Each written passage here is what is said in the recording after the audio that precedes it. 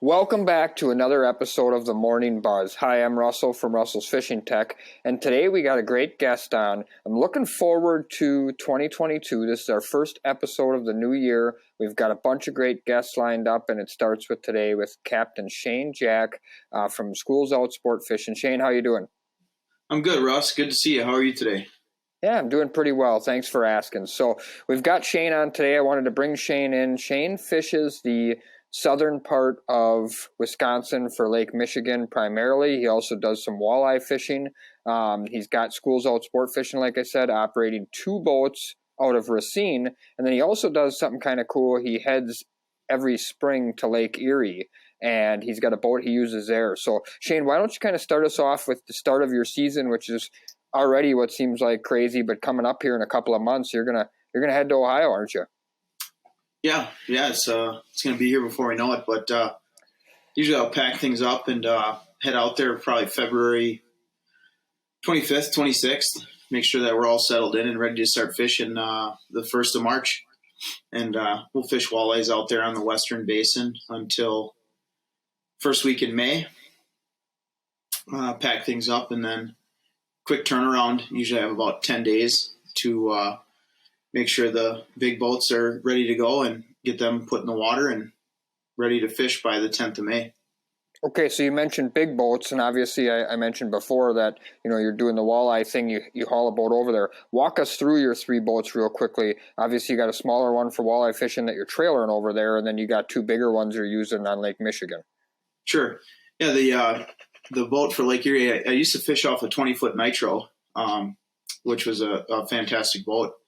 But not really the best customer experience. Boat like that, is your customers are kind of exposed to the elements, and if you're fishing in March and April, there are definitely some elements that you're going to deal with. So I switched it up and went to a North River. So it's your Alaskan style aluminum boat with the hard enclosure, place for customers to get out of the sun, rain, snow, wind. And this will be my first season using that. I fished it a little bit over the winter in December out on Erie, and it performed well. So looking forward to getting the season under the belt with it. And then the other 2 boats, I started the business in 2018 with a 35-foot lures Allura. And that boat's been great for fishing the Great Lakes. And then last spring, I purchased a 34 Pursuit. So those are the 2 bigger boats that we run as a company. I run the 34 Pursuit, and then Captain Sarah runs the 35 lures out of Racine. Awesome. Yeah, so those North Rivers and Alaskan style all aluminum welded boats are very popular, as you mentioned, on the West Coast, but they're becoming more and more popular here on the Great Lakes, especially because of the elements that we have to deal with. You go to Lake Erie in December, you go to Lake Erie in March, you're going to likely get a whole bunch of different weather variables. You're going to get some hot sun days, you're going to get some potential snow, you're going to get some really cold, but one thing you're going to get almost for sure is a whole bunch of wind from time to time. So it's going to be bumpy, and that's probably a boat that makes it comfortable for your customers. Definitely. Yep. Being able to have somewhere for customers to be seated and outside those elements. You can run a small heater, and it makes fishing during that time much more enjoyable. Because the fishing's great. It's whether or not you want to fight the elements is kind of the tough part. Yeah. So I mean, obviously, for people maybe who subscribe to my YouTube page or watch the Morning Buzz, are probably primarily salmon fishermen. But if you're not a walleye guy, or if you are a walleye guy, there's a lot of talk right now around the country about how good Lake Erie really is, and it's really good, obviously. I don't know how much experience you have going to Lake Erie prior to these last couple times that you started to do this now, because I know I've conversated with you about it. But maybe share with the people at home, how good is Lake Erie right now? Oh man. Well, yeah, everyone I think sees the Facebook posts surrounding it. back decks and tailgates full of walleyes. As far as chartering goes, I've only been a licensed charter out there this would be my second season being a licensed charter. Prior to that, I would fish out there, and I've never really fished out there during the summer because that interferes with salmon fishing on Lake Michigan. So my time out there has always been early spring or late fall and winter due to just availability to go out there. And realistically, there's days where you might have to search for fish, but if you put in a hard day of work, there's really not too many issues finding a limit of walleyes out there. It's water conditions and like fishing conditions that kind of determine whether or not you're going to be able to get on the fish. But it's a very good fishery, managed really well, really great network of guys that fish and work together out there. It's a good place to be. Awesome. Have you had any thoughts of maybe adding a fall run on Lake Erie to your season? I know you mentioned that you've been out there in the spring and fall, and those seem to be the two kind of big fish times. And, maybe with Lake Michigan, maybe not offering what it once did in the fall. Has that crossed your mind at all? Yeah. So for 2022, I'll be going out there from October 15th until the 5th of December. Oh, nice. I had some folks that wanted to get out this spring, and the way the scheduling worked and availability wasn't able to make it work. So I'll just pack things up on Lake Michigan the 1st of October, which there's still can be some decent fishing in October, but we all know it starts winding down. So I'll be out back on Lake Erie mid-October, but further east. So instead of fishing the Western Basin, fishing a little further east, Huron and east from there, depending on where those big schools of fish are. So let's talk about that Lake Erie a little bit. So when you're there, you're trolling, obviously, and you've now got a boat, and the Nitro is set up pretty well for that, but now this boat is definitely set up for, open water trolling. What are you primarily using? And I mean, kind of give the folks at home, maybe if they're thinking about maybe making a run over Lake Erie for the spring, what kind of gear, equipment would you need or do you use? And, what kind of tackle maybe have you found that seems to work the best over there? Sure. Well, as you know, I've outfitted many boats through you. But the walleye stuff is, just your standard 7.5 foot, 8 foot trolling rod for a light planer board. And then we're trolling a lot of crankbaits. Most of the time you can get away with bandits. Kind of a running joke is if they're not biting on bandits, run more bandits. I used a bunch of the ones that walleye candy painted up that you had painted up late summer, early fall, and those work pretty darn good. One that stood out was like the pink lemonade, the UV pink lemonade. That really stood out as a producer. Then some of the Walleye Nation creation stuff. Those if you're struggling on bandits, you always throw a few of those into the mix, and in certain days you might see that they pick up on those a little better than the bandits.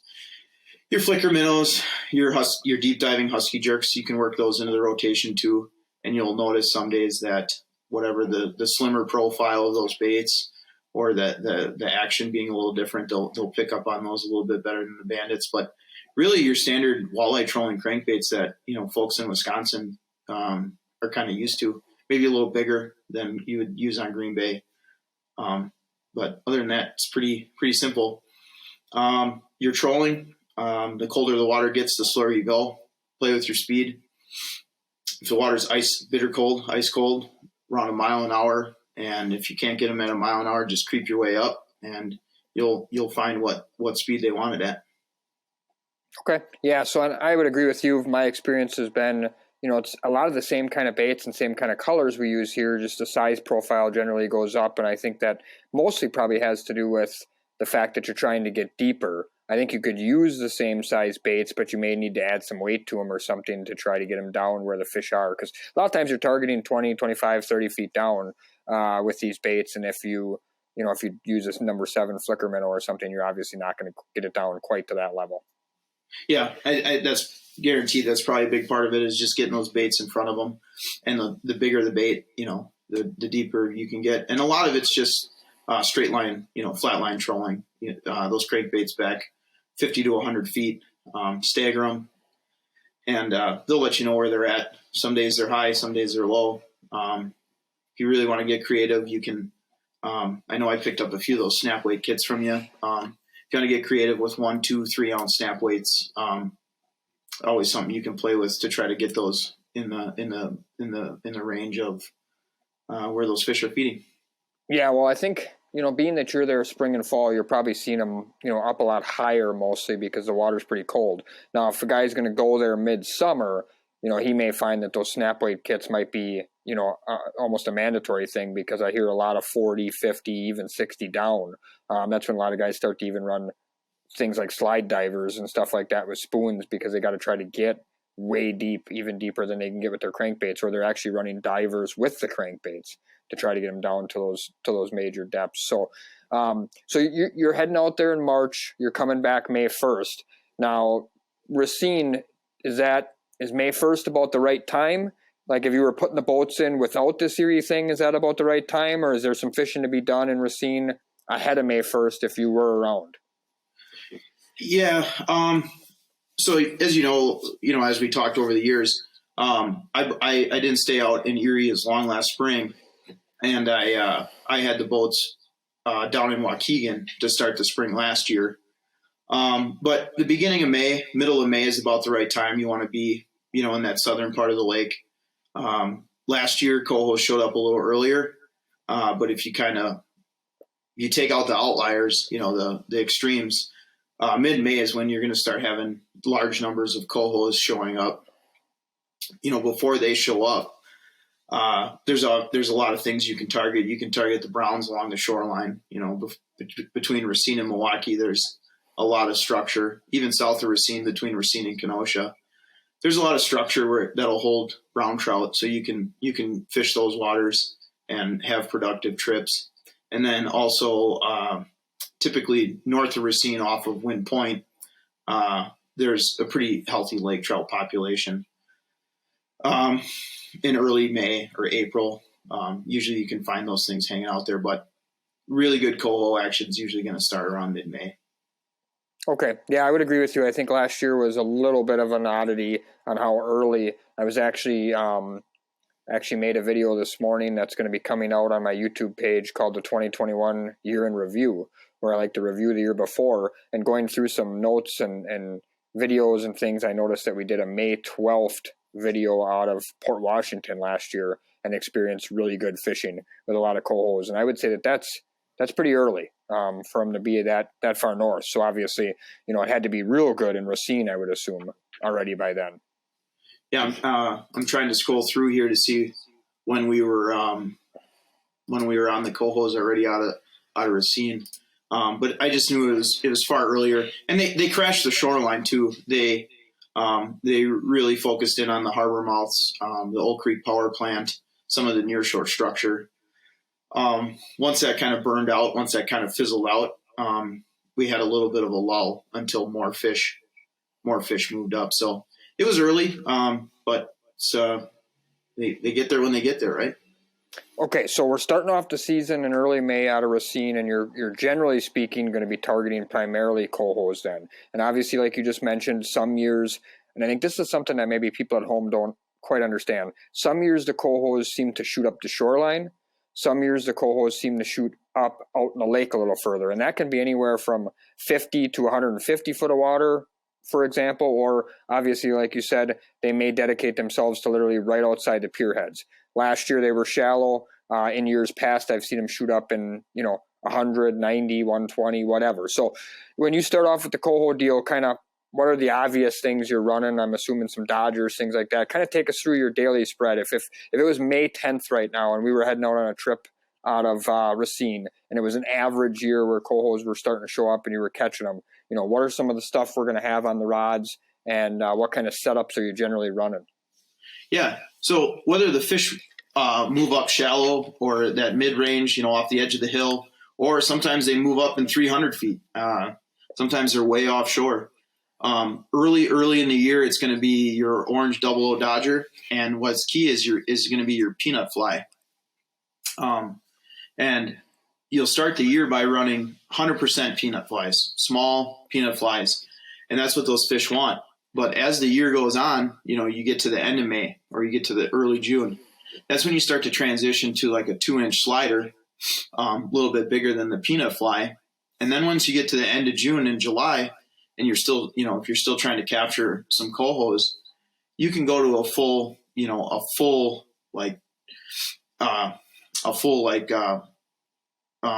12-inch orange dodger and a full 4-inch fly.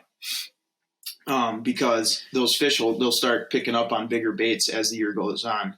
And then you can even switch to spoons. Those cohos will start picking up on spoons as you get later in the year. But to answer your question, I would definitely have as many 00 dodgers and peanut flies with a 5/8 ounce trolling sinker on as possible to start the year. So you prefer the inline sinkers versus the short lead cores? Yeah. I feel like I don't like to mix them. I feel like if you mix your inline sinkers with the lead cores, you're asking for tangles.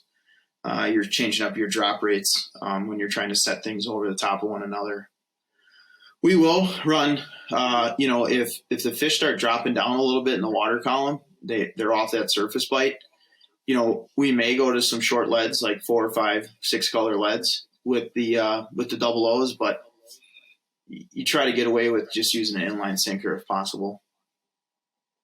Okay, let me ask you a question now. I talked about this in my video today. For me personally, I noticed last year that, and I have to admit, I'm not as coho avid as you and a lot of the guys down south are, but I really saw that stubby dodger really stand out on a diver setup for me. Multiple days last year out of Port Washington when we went south of Port, chased after those cohos. I mean, don't get me wrong, we caught a bunch of fish on 00s, some of the salmon candy custom painted ones and stuff, but man, I'll tell you, when we really cracked them, there was a lot of days we caught half of our limit or more on 2 rods with those stubbies on the dipsies. Is that something that you have in your spread? And if you do, kind of tell us like how you like to run them, and is there a certain time of year you'd prefer them over other times, or what's your answer there? Because I think the stubby dodger is something that's very new for a lot of people that's really going to catch fire here, in the next couple of years. Yeah, without a doubt, you need to have stubby dodgers in your boat, and you need to have them on rods. I was kind of just speaking in vague terms when I said like a 00. Yeah. But typically, if I don't have a solid game plan, if we're going to have to do some figuring out during the day, I'll go 50-50. I'll have 50% of the rods have stubby dodgers on it. I'll put a stubby on a high diver, a low diver, maybe on a downrigger, couple on boards. And I'll let the fish tell me which one they want. And you'll see certain days they want nothing but the stubby dodgers, and then there's some days they don't really want them at all. And the same thing goes for the coho killer spin doctors. Some days you can't keep those spin doctors in the water, and some days you don't even have one out because you couldn't get them to go. You washed them for a few hours.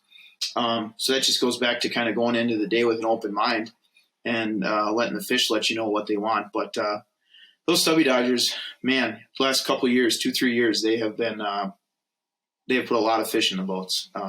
The fire dot, the yellow with the red dot, those have been incredible. Just the standard orange or the orange with the cracked tape on it, all of them major fish producers. This year, kind of different than the last couple of years. Usually we wouldn't use those stubby dodgers until we were running like a 2-inch slider. And right out of the gate, you could put those things in the water, and they were picking up on it pretty quick. Good. I'm glad you mentioned that. Keep it an open mind, because that's something I talk a lot about in my salmon schools, and I talk a lot about in videos. I feel like even trip to trip, and that goes back to my days of running a lot of charters. That was one of the things my dad really pounded in my head was, you almost have to forget what happened in the morning or what happened yesterday afternoon and just start exactly like you said again, because that's what's funny, and in my opinion, that's what's the most fun about Great Lakes salmon and trout fishing is I don't think they're nearly as predictable as walleyes on Erie, let's say, in the sense that you might go out in the morning and wash that coho killer spin doctor, like you mentioned, for 5 hours and get nothing. And you put that thing out in the afternoon, and that thing might be the first thing to fire 3 times in a row. And it's like, how? Why did that happen? But it happens. So it's key to keep an open mind and let the fish kind of tell you throughout that, trip, as I like to call it, even more than a day, because a guy like you is going out 2 times a day, maybe even 3 times a day in the peak of the season. You got to keep an open mind pretty much every trip. Would you agree? Yeah, definitely. Have confidence in the baits you put out. Know which ones produce fish for you time and time again, and just make sure that you're giving those baits an opportunity to work. They might not have worked yesterday, but each day is different. From morning to afternoon is different. From 5 a.m. till 11 a.m. is different. So, like you said, keep an open mind and let the fish tell you what they want. Put a bunch out there and see what happens. Do you have a preferred length behind your stubby dodger or your double O for your leaders? Yeah, we go 18 inches. 18. We keep it pretty. Yeah, we could keep it pretty standard. 18 inches behind the dodger. If it's a tougher bite or it's things aren't going quite right, you maybe shorten it a little bit, give the fly a little more action. Shorten it, bring it in a little bit, or take it out a little further. But we tie up so many flies on our boats. We just try to kind of make it into a process, and everything comes out at about 18 inches. Okay, sounds good. So you'll be attacking these cohos for most of May and probably into early June. Is that sort of accurate? Yeah. Even sometimes into the beginning of July. We're still able to get onto some pretty decent schools of coho. Okay. Give me kind of that transition time. When do you really start to get some king gear out? Because I'm guessing in probably early to mid-May and even in the end of May, you might have a rod or 2 out for kings, but you're probably not paying attention to them too much. When does that switch kind of go on? When do you start, okay, now I'm going to go out today and we're going to try and catch some cohos, but we're going to put 3, 4, 5, 6 rods out, whatever it may be, for kings as well. Yeah. So the nice thing about when you hit that transition period where kings start showing up, the nice thing is those cohos are getting to the size where they'll pick up on king baits. So you don't really have to make a either or decision. You can run a your 12-inch flasher and 4-inch fly and not have to worry about, hey, because I have this bait out, I'm no longer going to pick up cohos or vice versa. And so usually by mid-June, you're switching over to bigger baits, and you kind of have I call it a mixed species spread. Basically, when you're out there fishing, what you have out would be pretty attractive to steelhead or lake trout or chinooks or cohos. Whatever you were to come across for that day, you have baits out there that they'll pick up on, and you can kind of work your spread inside out and target those different species. So in that early to mid-June time frame, or for the month of June, let's say, generally speaking, what would be your depth range you're going to be fishing these fish in? I mean, you're heading out of Racine. I mean, are we talking 80 to 150? Are we talking 200 to 400? I mean, what depth range out into the lake are we talking that you're generally fishing? Yeah. So for the listeners, I don't know how familiar they are with the structure of the lake when you get down towards Racine and Kenosha. But we have something called the hills. And people that are around fishing Lake Michigan have probably heard of them before. But we go from 45 to 60, 65 feet. It kind of goes up and down, and we have kind of like hills and valleys until we reach a piece of structure that's called the hill. And that's where it's going to go from like 50 feet. It's going to come up one more time, and then it's going to be a sharp drop off. And it's going to go from 50 to 60 feet, and it's going to drop all the way down to 100 feet pretty quick.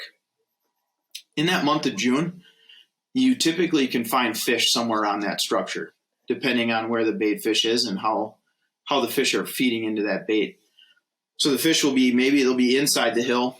So they'll be in that 65 foot of water inside the edge of the hill, and you need to maintain your boat position on that structure. Or sometimes they might be right on top of it or off the deep edge. It really just depends on water conditions and where the bait fish are. And that's usually in June, you find yourself interacting with the hill quite a bit, either inside of it, right on top of it, or outside of it. So if you're going to head out in the morning on a trip in June, are you looking for bait then in particular? I mean, is that what you're looking for to set up in the morning, or kind of what's your, that's a question I get a lot. I think it's a great question for people I get on here as guests. When you're heading out in the morning and you're going to set up, regardless of what happened yesterday, what are you looking for on your screen? I mean, do you already have a position picked out and it's like, listen, I ended here yesterday, I'm starting here no matter what? Or are you looking for certain stuff on your graph that you're going to potentially start in regardless of what happened yesterday? Yeah. So if it's the morning, we're setting up, we're going to set up early. I was taught really, really early on as a fisherman out of Port Washington, you don't want to drive over the top of the fish. You always typically want to try to start shallow and work your way out. Because if you drive over the top of them, you'll never know they were there, and it's usually not a good start to your day.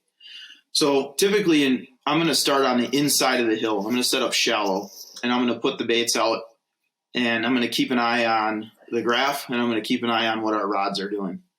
If I'm not marking bait, if I'm not marking fish, and we're not getting any bites, I'm just going to keep the boat pointed east. I'm going to roll over the top of the hill, pay attention to see if we take any bites, right on top. And then I'm going to roll off the deep edge of the hill, continuing to see what's going on. And typically during that time of year, you're going to get fish at one of those spots. And then you just continue to work that. You found that there's some fish in one of those locations. Now just perfect your craft and try to get as many of them to go as you possibly can. Okay. So we talked a little bit about your spring coho setups. We're using, the double O Dodgers. We're using some stubby Dodgers, some orange colors, some of the fire dot. When you're getting into that June time frame and now we're mixed bag fishing, I'm assuming you're running more of a mix of spoons and flashers and flies. And probably, I'm guessing, a little more spoons that time of year, just because I think in nature, the guys down south tend to run a little more. Let us know kind of what you guys do, or what you particularly, I guess, do in that June time frame as far as a spread. If you were going to head out tomorrow and it was mid-June, what would be an average starting lineup for you? Sure. Yeah. So the saying goes, you can take the fisherman out of Port Washington, but you can't take Port Washington out of the fisherman. I'm still pretty heavy on flashers and flies, but you're right. Down south, you will see folks more spoon orientated, but I still have a strong belief in flashers and flies, and they've produced a lot of fish over the years. In June we run 3 downriggers down by us. I know people think it's crazy, so we'll run 3 downriggers, and I'll typically run flashers and flies off the booms, and then run a spoon on a light line or a spoon on a 2-color SWR down the middle. We'll definitely have wire divers out, low wire divers. And then above them, we'll have high braid divers. And usually you keep those high braid divers, you use those to keep any cohos that are around honest. So you put one stubby Dodger on one high diver, and then, maybe just a regular double O or a spin doctor on the other high braid diver. That way, and that helps too, put some numbers in the boat too, because you'll get cohos to fire off throughout the morning on those, or steelhead if they're around and aggressive. And then we're just going to stack up on coppers on the boards. We'll run 100 foot, 150 foot, 200, 250 foot, 300 foot coppers on the boards. I know to the north, pump handles or weapons are pretty common. That really hasn't carried on to too many folks down south. So we'll really just stack the water column with weighted copper. And usually you keep the high ones. You put something for a coho or steelhead on, bright spoons or coho setups. And then the lower ones, I will always have some sort of flasher fly combo. Really popular one last year was like the Megatron and the Kryptonite from Salmon Candy, or Tom's Ladder, I believe it's called. Mm-hmm. Yep. It's green blank with the green ladder back. With like a green willy or like a No Mercy or illumination fly on the deep coppers, the 300 and the 350 coppers. And when it's a mixed bag like that, you'll see that you'll get a few rips from kings on those deeper coppers with the flasher fly setups. Same thing with the wire divers. They'll have flasher fly setups for kings. Okay. Yeah, and it's interesting to me always too that you can kind of draw a line in the sand right around Port Washington, where from there south, it's really green fly heavy. And then from Sheboygan north, I would say there's a lot more aqua, especially early in the year, not necessarily, all the time, but early in the year.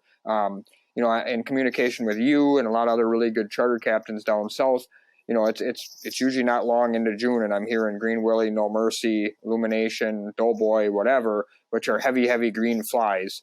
And then, if I would talk to anybody from Sheboygan or north, it's going to be, Mercy UV, Aqua Wizard, Naughty Leprechaun, things with a lot of aqua in it. So one thing I don't think a lot of people know, if they haven't fished the entire lakeshore, quite a bit, is that you guys definitely still have a little bit of color to your water down there. And I think that gets more and more as you get even further south. I'm sure you, starting your boats in Waukegan last year, probably even saw that it was slightly different maybe in Waukegan than it was in Racine. Well, it's definitely quite a bit different from Racine to Sheboygan, and I think it's even a little different from Sheboygan to Surgeon Bay. So the point there being is that, a lot of times I think that's why colors make such a big difference from port to port, but especially you start hopping 3-4 ports, the watercolor and clarity can be quite a bit different. Would you agree with that from your experiences? Definitely. And especially when we're fishing those shallower waters, we definitely have there's more of a cloudiness to the water at times. And that's when switching to your chrome blanks is pretty important. You'll see a chrome based flasher outperform any white blanks or green blanks.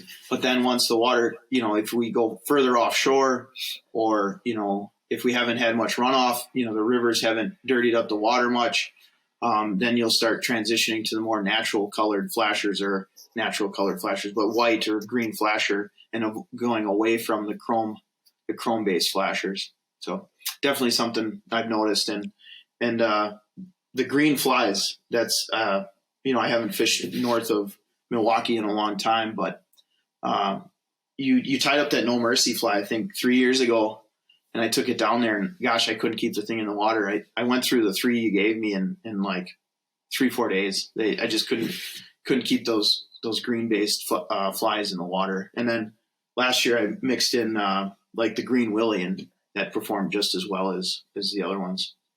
Fantastic. Yeah, you were probably the first guy that ever got a fish to No Mercy. I think you fished it before I even did, and then you piqued my interest with a couple text messages in a couple of days and some pictures of how good that thing really was. So that was a lot of fun to hear about. But one of the things that the southern end of the lake really offers that always intrigues me, because I love to target them and I love to catch them, is lake trout. So obviously lake trout, and I'm going to make this statement, if I'm wrong, that's fine, correct me, but obviously lake trout, I think, are somewhat plentiful, from the time you put your boat in the water to the time you take it out in that Racine, Kenosha area. What makes you generally go target them? And if you're going to target lake trout, maybe let's walk through what's the depth range you're generally fishing them in, and what kind of tackle are you using to target them? Sure. So from a charter owner standpoint, my goal is to always just provide a really great experience for my customers, and it's to make sure that they have obviously a safe and comfortable boat to fish on, but then also they're there to catch fish. So we'll target whatever fish we feel gives us the best opportunity to provide a quality experience. I think that's the best way to put it. The truth is, and every port's seen this, sometimes there's not a whole lot of Chinooks around, or there's not a whole lot of cohos around, or, whatever fish you would want to catch if it was a perfect day, they're not there. And yeah, I think your statement's accurate. The lake trout population is pretty healthy in the southern part of the lake. And especially the waters between Milwaukee and Racine. It's a clay bottom. It's a soft bottom. So anywhere from, in the beginning of the year, you'll catch them as shallow as 60, 70 feet, and then all the way out to 100, 120, 130 feet. You'll find those lake trout hanging out, between Racine and Milwaukee. Typically from the wind point to Milwaukee, they'll be somewhere in there. And we use a lot of just, they call it a trash can dodger, just a smoke colored dodger, or any metal, metal full-size Dodger and spinning glows. I know I used quite a few of the salmon candy setups, and they performed really well. Big thing is to get it on the bottom. You don't want to be dragging bottom. That's a good way to lose a lot of gear, but you want to make sure those downrigger balls are making contact with the bottom pretty frequently. Another really effective tactic for those lake trout is we drag our dipsies. So you go with the mega divers. That's what we call them. I don't know what the official term is, but you go with your mega divers and you drop those back until they're dragging in the clay. And those lake trout really pick them up. We had good success with the cowbells that you guys came out with. Fished a lot of cowbells, and they're effective on certain days. Really like the salmon candy ones, the slimmer profile, a little easier to bring in and out. And when you're reeling a fish, it didn't seem like you were fighting the cowbells. It seemed like you're actually fighting a fish. Yeah, so when you're talking the dragging the divers, the magnum divers, mega divers, it's all the right terminology as far as I'm concerned. You're looking for that same rhythmic sort of bounce or skip, I'm assuming, that you do with your downrigger. Sort of explain to the people at home, because I think that's the biggest misconception about lake trout is you do want to be near or / on the bottom, but you definitely don't want to be dragging the bottom. So explain that there is a difference in what you're kind of looking for in the rod action maybe to, and I know it might be hard to explain, but do the best you can, because people at home I don't think really understand the difference. Yeah, it's kind of, let me think for a second, because there is a huge difference between dragging bottom and making contact with the bottom. I guess the best way to put it for the downriggers would be, think if your boat's listing a little bit with the waves. If the boat lifts one way and rises one side of the boat, that bait should be off the bottom and the other bait should be making contact with the bottom. And if the boat were to list back, you should see the one not on the bottom and the other one should be making contact with the bottom. So there's guys that just drag the bottom and they catch fish. You're gonna lose some tackle doing that though. You're gonna lose some downrigger balls and you're gonna lose some fishing tackle. So that's what I mean. Just very gentle contact with the bottom as far as the downriggers go. And then the diver's kind of the same thing. You feed them back slowly. I just loosen the drag up and let them feed back. And we usually go with like a 2-to-1 ratio. So if you're at 100 feet, usually you're going to have to let out 220 feet of cable or wire. And you should start to see that diver making contact with the bottom. And same thing. You should be able to tell that if you hold the wire, if you put your hand on the wire line, you'll be able to feel your diver make contact with the bottom and then suddenly not making contact with the bottom. And you should be able to feel that through your downrigger cable and through your wire diver line. And that's a big difference between whether you're really putting fish in the boat or you're just catching a fish here and there. Okay, that's great advice. I know that, it's one of those things I feel like it's a knack almost. You get a feel for it, right? I mean, once you do it a few times and you have some success doing it and you sort of see that rhythmic bounce like you're talking about, or skip or hop, or guys use different terminology, but I think your example of the listing is exactly right. In waves, you'll see that pretty regularly, and I'm used to a lot of boats now with 2 corner downriggers, and if you're running those 2 riggers on the bottom, you're 100% right. As the boat lifts one way, this one should hit the bottom, should go thunk. This one's off, and as it goes back down, thunk. So you're that right off and right on the bottom as there's any movement. I think the big thing is you don't have to be on top of the bottom at all times. Those fish are pretty aggressive, and they'll usually are willing to chase a little bit on that thing. Matter of fact, for me personally, I know as the summer goes along, a lot of times I even find that, they might be up off the bottom a little ways, not always on. Seems like May, early June for me, it's a real rhythmic bounce. You got to be right there, right next to the bottom. Then we get into July and stuff. A lot of times, this is a little different bite, but we might be offshore in 200-300 foot and catching them, 20, 30, 40 feet off the bottom. And you'll see the marks down there. They're not hunkered right on top. They're actually up and off. And you're actually catching them there. You've seen some of them suspended fish as well, or for you personally, is it primarily almost all on the bottom? No, there will be a big change in the season. So that 80 to 100 foot range between Milwaukee and Racine will get slimed in. It's that green slime, and it'll make fishing those fish almost impossible. The second you make contact with the bottom, you bring your stuff up and it's coated. So they'll transition out to that deeper water, just like up by you guys on that 200-300 feet. And then out there, you don't really need to fish the bottom. If we're in 300 feet and you're seeing trout way down there, I'll just put it down 300 feet. And obviously that bait's not on the bottom. It's probably not even within 30, 40 feet of the bottom. But with a big, some of the big kingfisher paddles, those fish will come up and hit it. And then we kind of change, when we change from fishing the bottom to fishing those really deep fish, we kind of change baits too. We'll go to the bigger flashers and the kingfisher paddles, and then we'll go to a 36 to 40 inch. I've even done like a 48 inch fly leader, just a straight fly for those fish way offshore. Yeah, we make that 45-inch leader in that salmon candy, and I think you're right there. It's 42, 40, 48, right in that range. But that's a great leader to throw on the back of like a 12-inch fish blade or an 11-inch flasher, big paddle, and jam that thing down deep. And the nice part about doing that, too, is, you put a cowbell down there, you're going to catch a bunch of lake trout. I promise you that. But you put one of them big fish blades or a 11-inch flasher down there, you might catch a random king once in a while too on those setups, which is nice because they're not always in the top 50 foot of the water column either. If that water is warmed up, you've gotten that slime effect on that inside. More than likely, there's some fish offshore down deep, and they're not all lake trout. Yeah, I'm glad you mentioned that because I was about to mention it. A lot of folks will put a spinning glow, to target those lake trout way down there, and if at all possible, I'll try to keep a fly on there. Because you'll find Chinook down there, and I feel like if you go with a spinning glow or a cowbell, you kind of really reduce your chances of picking up those kings. I think I sent you a photo last summer of one of your flies that was being used on a deep trout rig, and I think there was like three pieces of material left on the thing, and it was still getting them. Yeah, no doubt about it.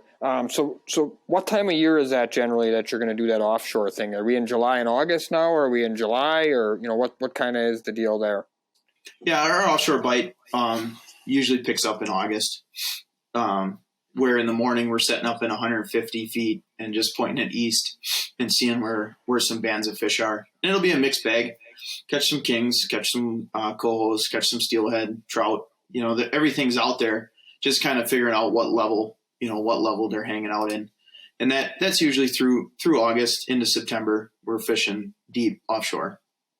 Now, again, I'm making some statements here that I feel like are fair to make. If you feel like any of them aren't, feel free to let me know. But my experience level in communication with you, some other guys down south, and just my experience of fishing down there, I feel like you guys down there have maybe a little more consistent fishing throughout the year because you have that lake trout population, because you have a little larger numbers of cohos around throughout the summer.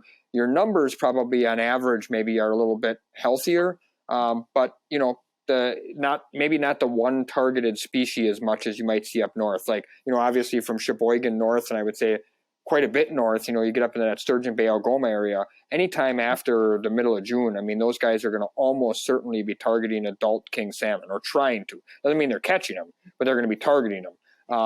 Where I would say down by you guys, it's almost always a mixed bag fishery. We're fishing for what bites instead of trying to target one particular species, other than that real key time in early, summer, late spring of the coho run.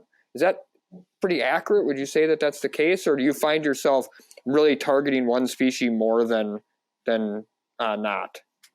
No, I think that's a really fair and accurate statement about the fishing down south. I kind of go into each day not really having a target fish in mind. If there's more steelhead around, well, we're gonna fish for steelhead. If there's more cohos around, we're gonna really make sure that we're taking advantage of that. And it changes throughout the year. Sometimes there's more kings around than anything. Sometimes there's more steelhead around than anything. Sometimes there's more cohos around. And it's really just thinking about what fish are around to put together a quality charter. how can I send these folks home, with a really successful, fun trip.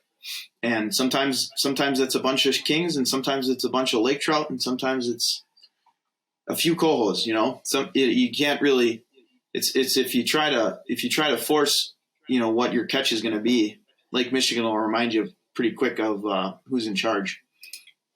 Yeah, I would agree with that. I think that's the toughest job of a charter captain, is to try and manage your expectations, because most of the time I think the crew, the customers, have fairly mild expectations, whether they've been there a bunch of times or whether they've never been there before. If they've been there a bunch of times, they probably had some up and down fishing, because that's fishing. And if they've never been there before, they really don't know what to expect. But the problem for a guy like you or me is, if we were out in the morning and whacked 20, it's hard to catch 8 in the afternoon and mentally get that same experience. But the reality of it is, your 8 in the afternoon might have actually been a better catch than your 20 in the morning. Because in the morning, they might have been biting your fingers off and everybody had 20. But in the afternoon, you might come in with 8 and everybody else has got 4 or 5. Yeah. Yep. So that's kind of how I look at it. When I first started out in the business, I always, if it wasn't a limit of kings, it was a bust. And as you age, as you get older, you kind of get a better perspective on it, that, fish what the lake, fish for what the lake's going to give you, and just enjoy it. Enjoy the day on the water with customers, and make the most of what the lake is offering that day. Absolutely. So after you get through August, you mentioned before that you're going to be doing, the salmon fishing till October 1st. What's the September and October bite for you on Lake Michigan out of Racine? I mean, what are you going to be doing? What are you targeting? What areas are you targeting? Kind of what's the program there? Yeah. So just like the other harbors, if the water conditions are right, the bite near shore in front of the harbor mouth can be decent. But we all know, we don't need to get into the details of it, but we know all the fun associated with trying to run 35-foot boats in a harbor mouth. But I'm looking through kind of our catches from last year, and through September, it appears we had a great offshore bite. I'm seeing high teens, 20, low 20 catches of steelhead, smaller kings, lake trout, and it looks like that mixed bag of fish offshore looks like that continued through September. It looks like the numbers started to drop off, end of September, near beginning of October.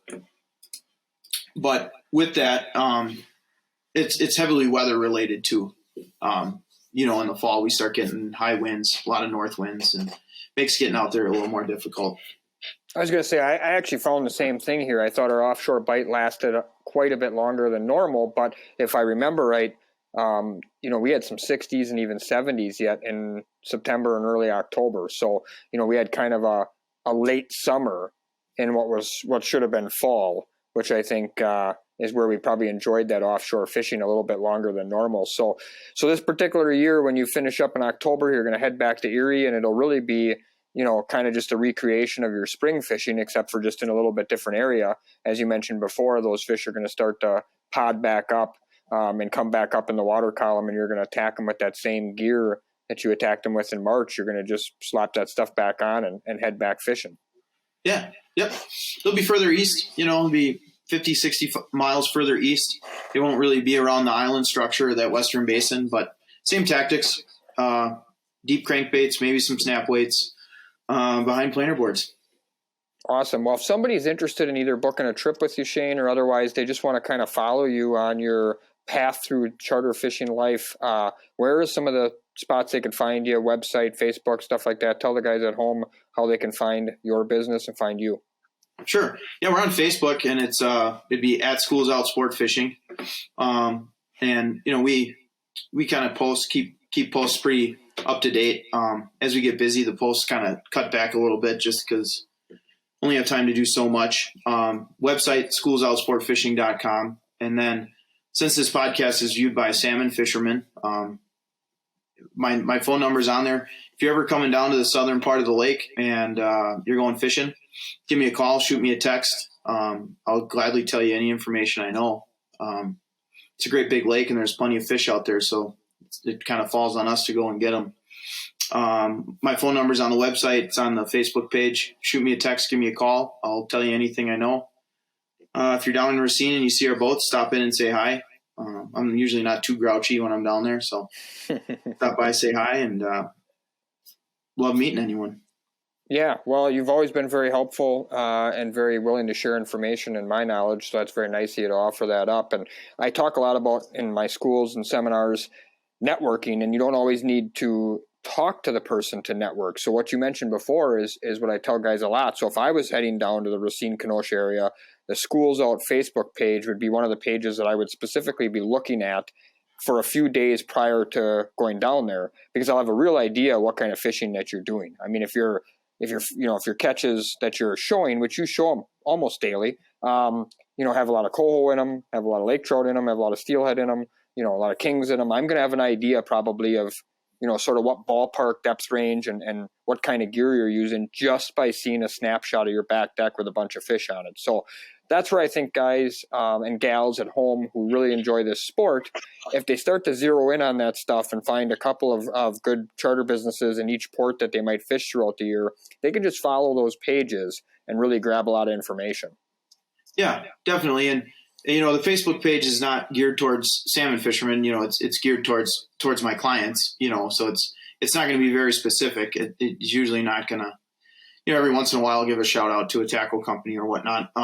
But it's not really, I don't think it would give a fisherman the information they necessarily want or need to land on the fish in the morning. But you can definitely see, how we're doing, what our catches are comprising of. But a Facebook message or a text would get you on the spot.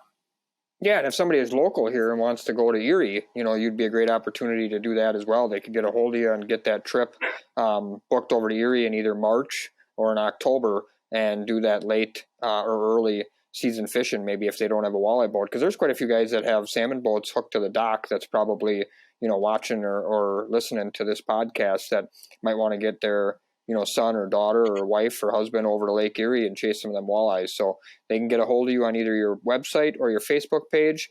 Once again, Shane, thank you very much for coming on today. This is another episode of the Morning Buzz, and we sure enjoyed having you today. Yeah, thanks a lot, Russ. Really, really appreciate you inviting me, and have me back sometime. It was good chatting with you. No problem. Remember, the Morning Buzz airs every Sunday. We'll have another guest next week. We look forward to it. Today we had Shane Jach from Schools Out Sportfishing. Thanks again. Good luck fishing.